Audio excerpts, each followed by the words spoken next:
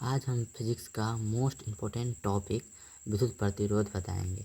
विद्युत प्रतिरोध का मतलब होता है अगर किसी तार के माध्यम से धारा को प्रवाहित किया जाता है, यानी बिजली को प्रवाहित किया जाता है, तो जो बिजली को रोकता है, जो आगे बढ़ने से रोकता है, उसे ही विद्युत प्रतिरोध कहते हैं। समझ गया? तो देखिए, आर बराबर जो होता है रो, ये जो एम है, वी है, एन है, ई है, ई स्क्वायर है, टाउ है, इस पर उतना ध्यान नहीं दीजिए। ये सब मिला के एक रो का निर्माण कर रो का फॉर्मूला होता है।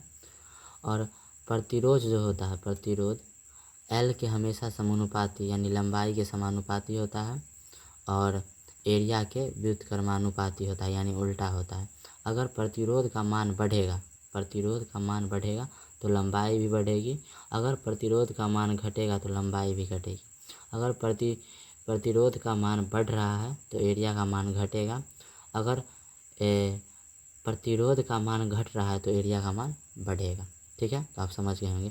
तो यहीं से जो वही सब जो अभी हम बता रहे हैं वही सब हमने लिखा है।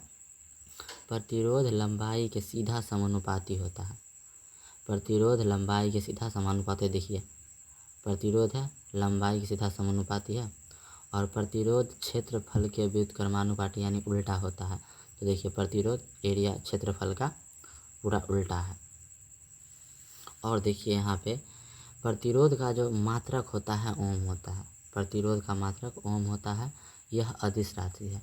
अदिश राशि इसलिए है क्योंकि जो प्रतिरोध होता है एक जगह ठहरा रहता है। क्या रहता है? एक जगह रुका रहता है, तो इसमें दिशा का कोई पता ही नहीं चल रहा है, इसलिए यह अदिश है। अगर दिशा का पता चलता तो वह सदिश होता, लेकिन इसमें दिशा बता ही नहीं रहा है, तो क्या है? सदिश है, मतलब अदिश है। सॉरी। आप देखिए, एक प्रतिरोधकता होता है। क्या होता है? एक प्रतिरोधकता होता है। प्रतिरोधकता भी ऐसे ही काम करता है, लेकिन वह ताप और पदार्थ पर निर्भर करता है, यानी वायर का ताप कितना है, यानी टेम्परेचर कितना है, और वह किस पदार्थ से बना है उस पर निर्भर करता है प्रतिरोधकता। यह प्रतिरोध को मापता है, यानी अगर कोई तार से कितना बिजली जा रहा है वह प्रतिरोधकता मापता है। तो यह मापक यंत्र है प्रतिरोधक।